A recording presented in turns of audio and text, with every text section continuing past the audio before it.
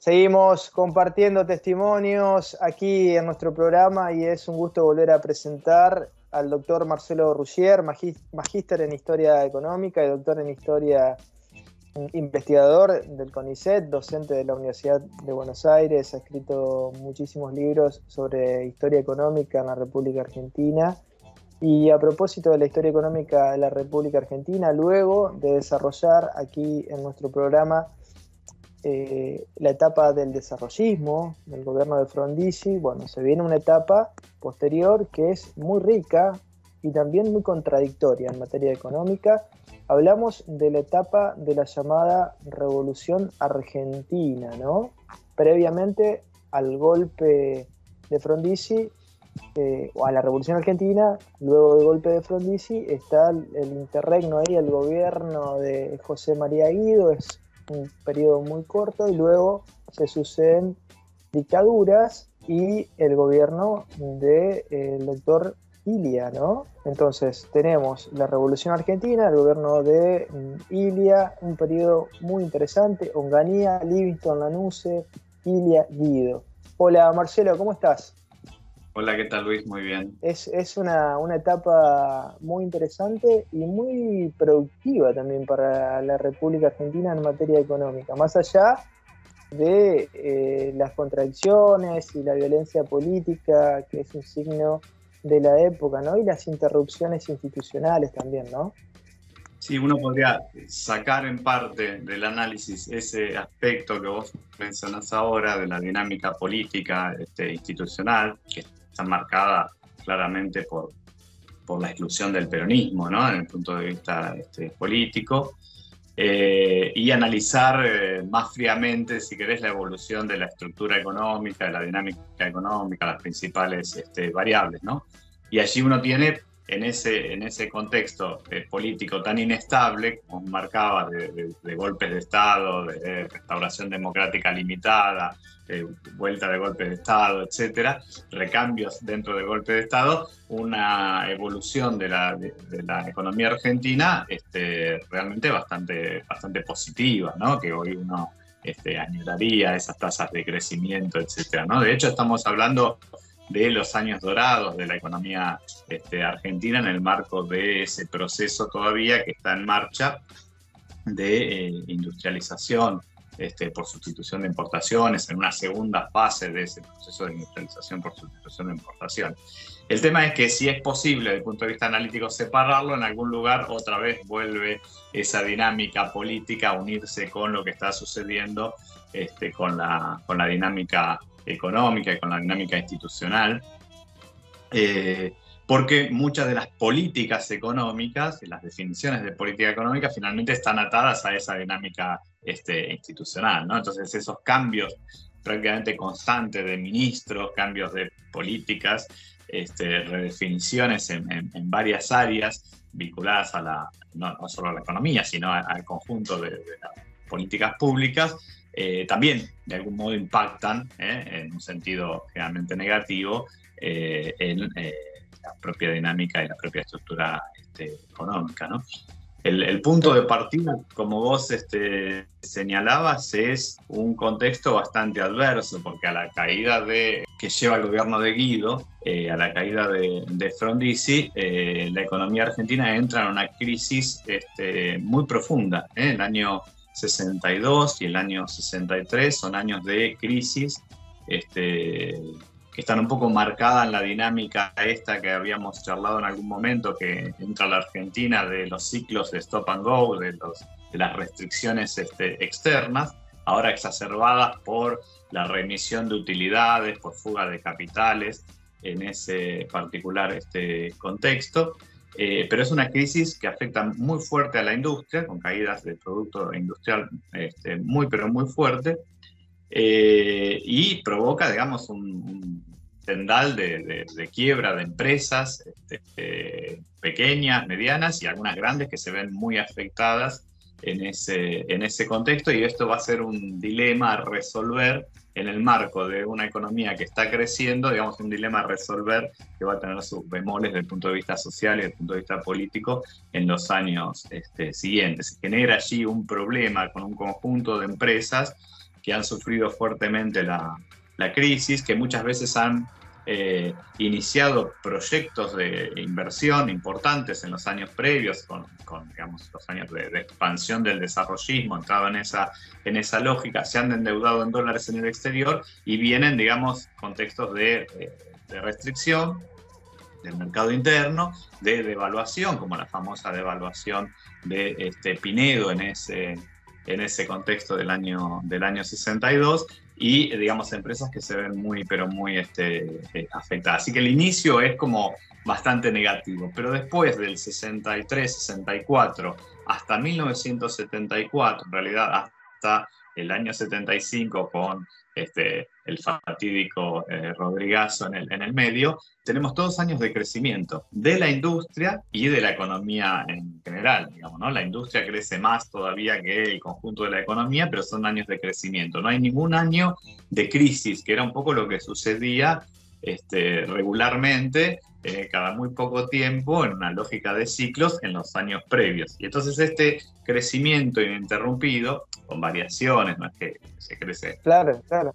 regularmente, digamos, pero digamos, con tasas positivas de crecimiento, genera esto que estábamos comentando de una especie de edad de oro de la economía argentina en esos años, ¿no? Claro.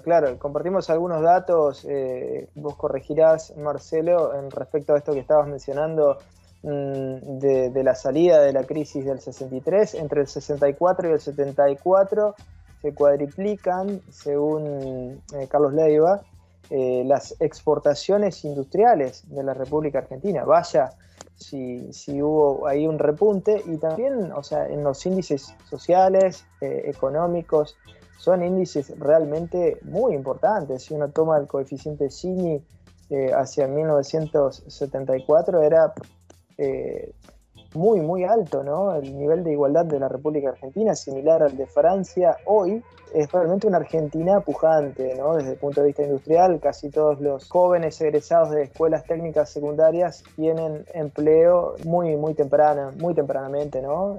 Casi saliendo de la escuela ya van a sus hogares con el empleo bajo el brazo, ¿no? Es una etapa muy rica y donde también hay muchas contradicciones en lo ideológico, ¿no? Y que se vuelca esto, como vos decías, Marcelo, de la economía, ¿no? Porque hablando de Longaniato particularmente, un gobierno conservador, se mezcla el liberalismo, el conservadurismo, el catolicismo a ultranza, ¿no? Con posiciones industrialistas, ¿no?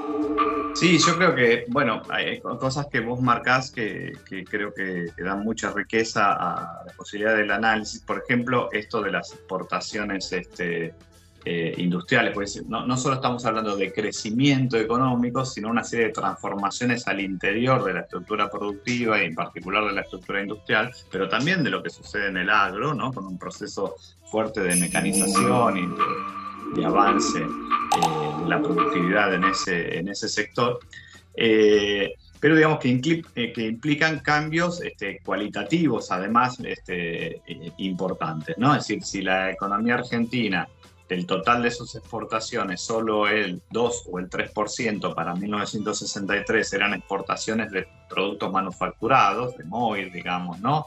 Y de moda, de manufacturas de origen agropecuario y de origen industrial. Hacia 1974 esto es del orden del 26-27%, con lo cual estamos diciendo que una parte muy importante del total de las exportaciones de la Argentina ahora son exportaciones con valor agregado, son exportaciones de manufactura. Y eso tiene su impacto, indudablemente, en la provisión de divisas. Digamos, la Argentina consigue más divisas, ¿no? Y esto le permite seguir importando.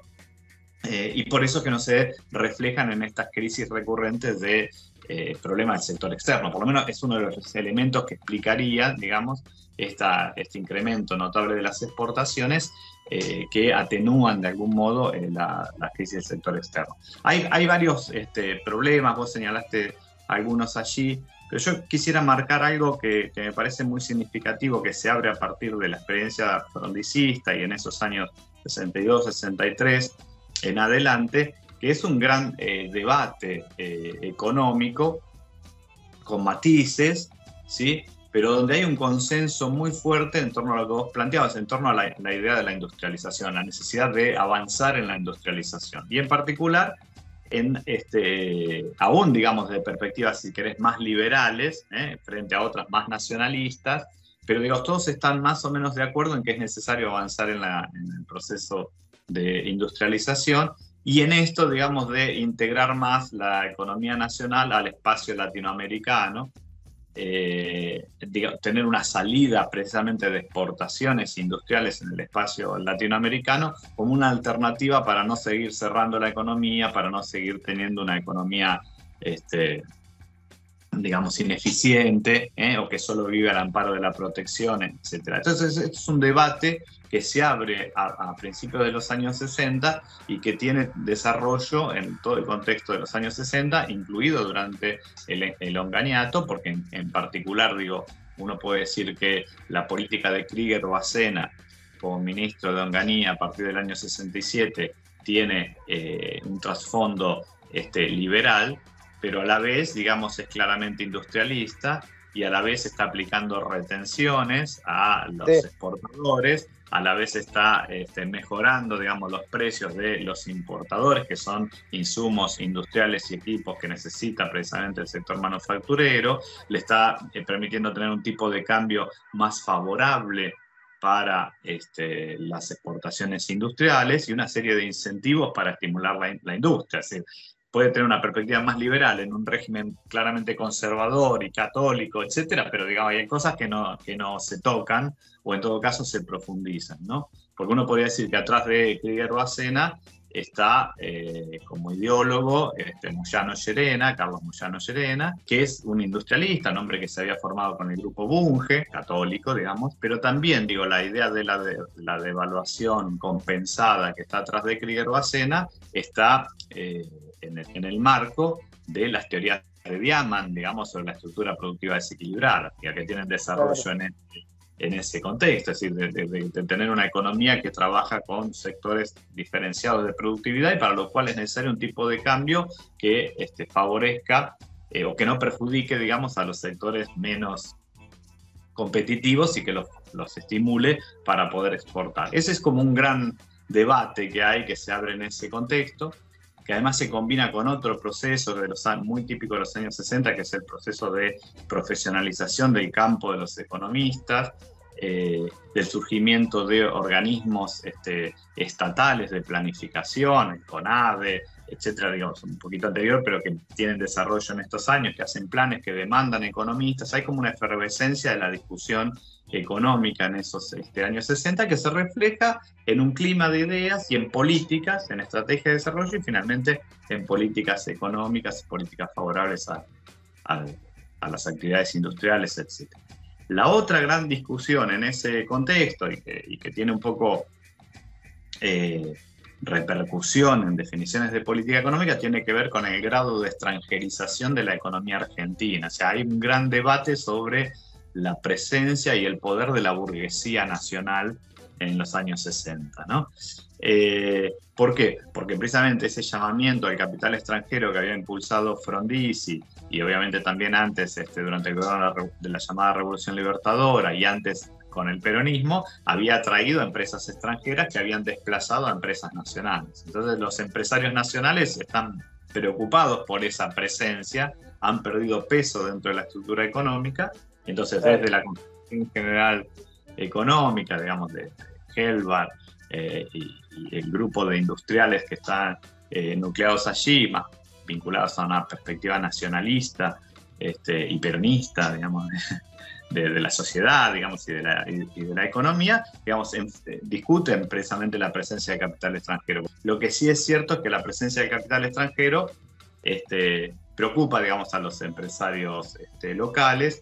Y en esto, muchas de las estrategias o políticas que se van definiendo en ese contexto tratan de sopesar, de ponerle algún freno al capital extranjero, o por lo menos lo intentan. La política de Ilia, digamos, va un poco en esa dirección, no claramente la política de Onganía, pero sí la va a hacer la política de Levingston, sobre todo con Ferrer en el Ministerio de Economía, y después obviamente la política del tercer peronismo. Entonces digo, hay una discusión respecto a reposicionar a las empresas locales en ese marco respecto a las empresas extranjeras, y para eso es muy importante el papel del Estado, digamos, ¿no? Del Estado, tanto en su rol de promotor de la actividad productiva como en su rol de empresario. Y aquí yo quisiera marcar algo que es muy significativo de esta etapa de los años 60 hasta, digamos, 1976, que tiene que ver con el rol que va asumiendo el Estado en estas dimensiones, digamos, de promoción y como empresario, que ya venía de antes, las empresas públicas, pero que adquieren todavía mayor significación en el contexto de los años 60 y en particular en áreas críticas o estratégicas o claves desde el punto de vista de las estrategias de desarrollo, como es, bueno, por supuesto, la producción petrolera, la producción petroquímica, luego la producción siderúrgica. Pensemos que Somisa empieza a producir hacia 1960, ¿no? Entonces se va conformando lo que Jorge Schwarzer llamó años después una especie de complejo estatal-privado, ¿no? Donde muchas veces las empresas públicas dinamizan las actividades productivas y muchas empresas locales, nacionales, están atadas a ese dinamismo como proveedoras de equipos, de maquinarias, etcétera, ¿no? Cuando las políticas no son ultraliberales y recurren, digamos, a la importación para abastecer a esas empresas públicas. Entonces, esto es muy importante, y allí atrás hay a la vez una especie de núcleo duro que tiene que ver con empresarios de uniforme, digamos, junto con esa burguesía nacional, que son militares, que tienen en la época un papel muy destacado desde el punto de vista político por la propia dinámica política institucional de la Argentina de esos años, que están precisamente en sectores claves como la siderurgia, como decía antes, la petroquímica, como en la metalurgia, la producción química, etc. Entonces digo, estos propios sectores militares impulsan desarrollos de grandes empresas en distintas áreas, que suponen avances en la sustitución de importaciones, que suponen avances incluso en algunos casos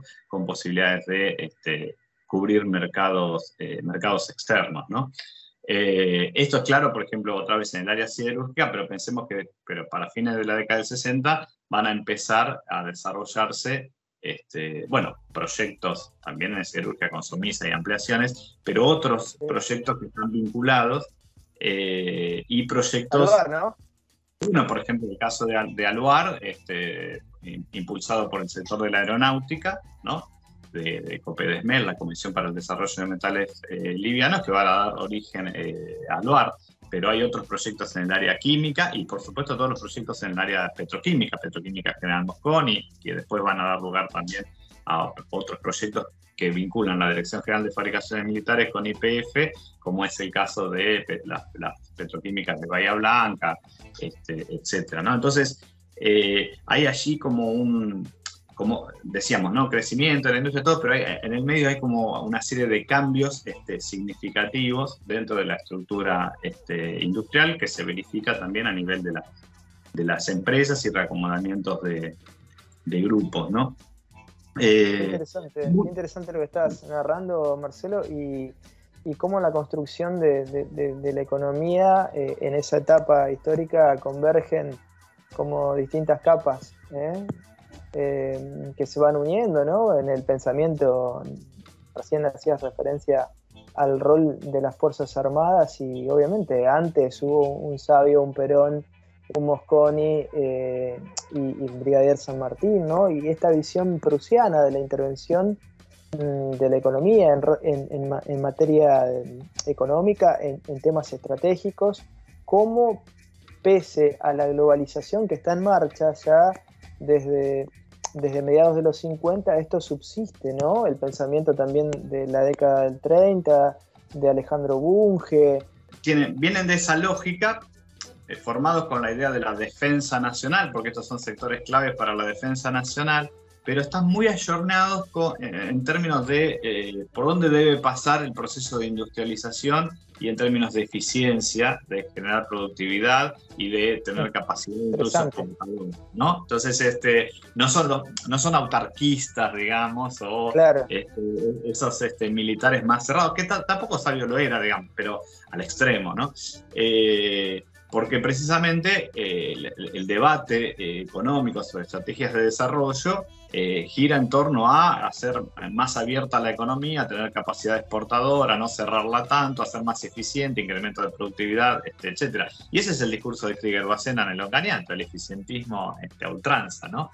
Ahí molesta, claro, en todo caso es la perspectiva que la propia devaluación generó, que otra vez vengan empresas extranjeras y se compren empresas locales y este proceso de desnacionalización.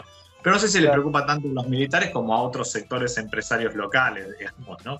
Que se ven en todo caso amenazados. Pero fíjate el caso que decíamos de Aluar, es clave en ese sentido. O sea, se piensa en una planta para producir un insumo estratégico, pero que no solo va a estar destinado a la producción teóricamente de aviones, ¿no? Sino para el conjunto de la industria local, para hacer más eficiente el conjunto de la industria local, ¿no?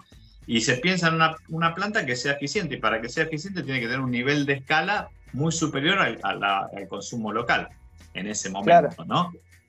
Por lo tanto, necesariamente va a tener que exportar, ¿no? Entonces, se va pensando en grandes proyectos eficientes donde ingresan, digamos, los militares y confluyen o convergen con las ideas económicas que están en desarrollo y relativamente consensuadas en un conjunto de economistas que participan de ese debate que te hacía referencia de los años 60, digo, el propio Moyano Llerena, Aldo Ferrer, Guido Di Tella, Marcelo Diaman, etcétera, ¿no? Todos están un poco discutiendo eso y ellos después tienen incidencia concreta en las definiciones de política económica en esos años. Yo siempre digo esta idea, no es que discuten en un café, estos tipos después van a estar, Moyano Llerena, como dije, es el principal asesor de Krieger-Bacena, después cuando viene el golpe, digamos, el recambio de Onganía por Levingston, va a ser el ministro de Economía, a él lo va a reemplazar Aldo Ferrer, que suma, digamos, a Marcelo Diaman como asesor, en algún momento lo hablamos, y después más tarde el propio Guido Di Tella va a ser viceministro de Economía con Cafiero, digamos, ya en otro contexto, un poco fuera de esta etapa, digamos, dentro de esta etapa en el sentido de que antes del 76, pero ya fuera de esta lógica de crecimiento, en un contexto bastante turbulento después de Rodrigazo, ¿no? Entonces digo, empiezan a aparecer estos grandes proyectos y la industria sigue creciendo y generando exportaciones y haciéndose más compleja, y además cambian la composición de las exportaciones, ahora son bienes mucho más sofisticados, si se quiere, menos manufacturas de origen agropecuario y más manufacturas de origen industrial y más complejas, de equipos, de maquinarias que se exportan. Entonces, esto es un poco lo que está sucediendo en ese contexto, y en el medio hay una serie de políticas económicas favorables a esto, digo, a impulsar grandes proyectos industriales, favorecer a través de subsidios, beneficios cambiarios, etcétera, a las exportaciones industriales. O sea, obviamente también hay un costo fiscal en esto de promover estas actividades y estos senderos de crecimiento, y conjuntamente aparecen, vamos a meter acá la dinámica política, ¿no?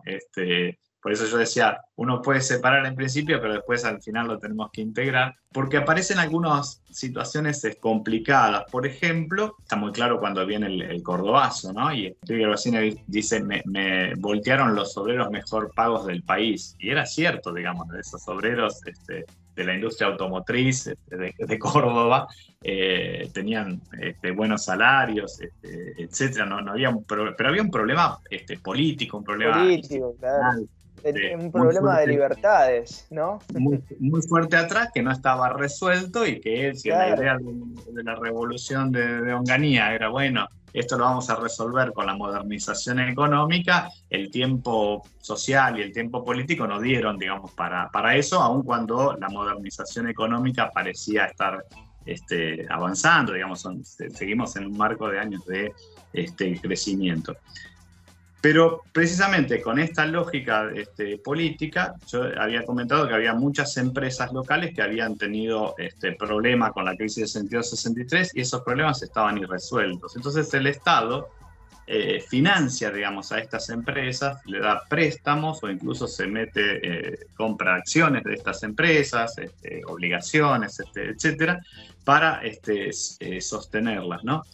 De tal forma que hacia 1967-68 termina elaborando un régimen de rehabilitación de empresas locales, digamos, que habían sufrido estos problemas.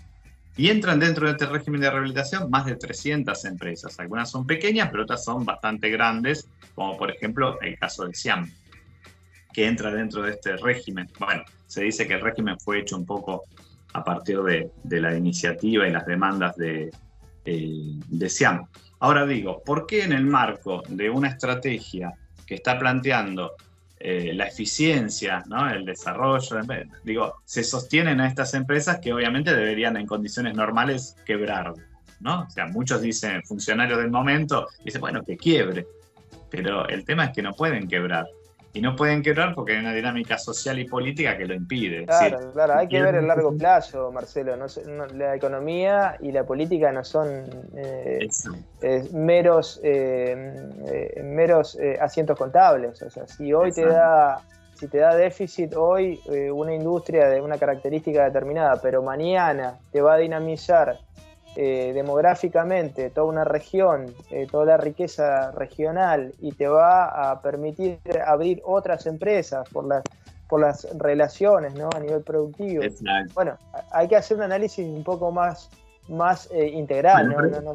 Hay funcionarios que tienen esa cabeza y lo ven más estratégicamente, y hay funcionarios que dicen, bueno, podemos reconvertir algunas de estas empresas para que se dediquen a estos productos, etcétera, y otros que dicen, bueno, tienen que quebrar, digamos, una perspectiva más ortodoxa, y dice, bueno, no son eficientes, que quiebren, digamos. Pero es un dilema de época que atañe a una gran cantidad de empresas, y lo que hace el Estado en ese contexto es tratar de sostenerlas, a través del sistema de créditos, etcétera, sostenerlas, pero también se termina quedando con gran parte de esas empresas, porque muchas de las préstamos, digamos, que hacía se transformaban luego, digamos, en acciones, o les permitía participar en el capital de estas empresas. Así que este es un tema, digamos, donde el Estado empieza digamos, más allá del Estado como empresario en sí, del Estado como productor, del Estado como, en su lógica de promoción,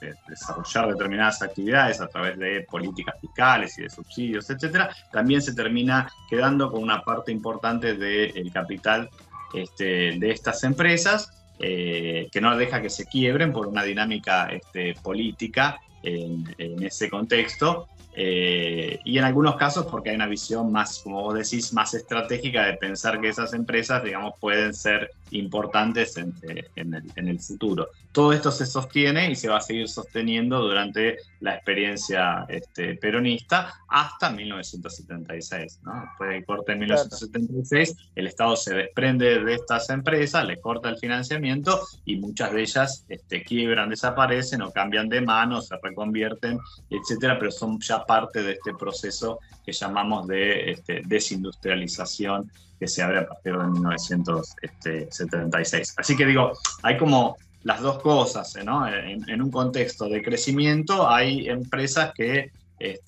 tienen muchos problemas, pero en general, digo, la industria crece y en general la economía crece, y se lanzan estos grandes proyectos, que son el último pelotón de grandes proyectos industriales durante la ICI, que el peronismo recoge e incorpora dentro de su plan trienal, ¿no? O sea, cuando el peronismo arma el plan trienal, bueno, mencionabas a Leiva, que tiene una actuación destacada en la elaboración y redacción de ese plan, cuando arma ese plan, recoge un poco la discusión, un poco bastante, por supuesto tiene tras de sí toda una tradición y una concepción respecto a un programa económico, pero el programa económico es básicamente el que arma la CGE, la Confederación General Económica, no los economistas del partido, y recoge un poco ese debate de los años 60 en términos de impulsar las actividades industriales, seguir impulsando las actividades industriales, apoyar las exportaciones industriales, que era un debate y un hecho del contexto de los años 60, y recoge e incluye dentro del plan el desarrollo de estos grandes proyectos en áreas críticas de insumos, etcétera, aluminio, papel, celulosa, siderurgia, química básica, etcétera, y los incorpora a su plan y los sigue desarrollando. De hecho, Aluar empieza a producir en el año 74 y Petroquímica General Mosconi también empieza a producir en el año 74. Así se siguen desarrollando y otros van a empezar a producir después en un contexto ya macroeconómico. Más hostil. Decididamente hostil, digamos, ¿no? Claro. Marcelo, qué época increíblemente rica, ¿no? Desde el punto de vista económico, y hablamos más allá de ciertos déficits, en general el balance es superavitario para Argentina, ¿no? En un montón de aspectos sociales, económicos, la creación de nuevas empresas, un tejido cultural, ¿no? Que era muy rico también, hay que decirlo paralelamente, ¿no? Pero la verdad que es una etapa muy, muy rica, ¿no? Si la comparamos con otras etapas argentinas. Sí, yo creo que es una de las más interesantes, ¿no? Y desafiantes desde el punto de vista para los análisis y los abordajes. De hecho, digo, en mis estudios me he centrado mucho, digamos, en lo que sucede en los años 60 porque comparto mucho este diagnóstico que vos de algún modo estás planteando, ¿no? Esta riqueza material, esta riqueza cultural, esta dinámica y esta evolución de la economía de la sociedad argentina, una sociedad además, como vos planteabas al principio, también mucho más igualitaria, pero en un clima político realmente muy, muy tenso, como decíamos antes, marcado por la exclusión del peronismo, los golpes de Estado, y proyectos también de izquierda, proyectos revolucionarios que asoman y tienen algún tipo de concreción a principios de los años 70, ¿no? Marcelo Rougir, magíster en Historia Económica, doctor en Historia, investigador del CONICET, docente de la Universidad de Buenos Aires, autor de numerosos libros. Seguramente hay varios libros sobre esta época en particular. Lo vamos a tratar de difundir a ese trabajo, a ese rico trabajo que estás haciendo, Marcelo. Gracias por estos minutos y la seguimos. Bueno, muchas gracias, Luis, encantado.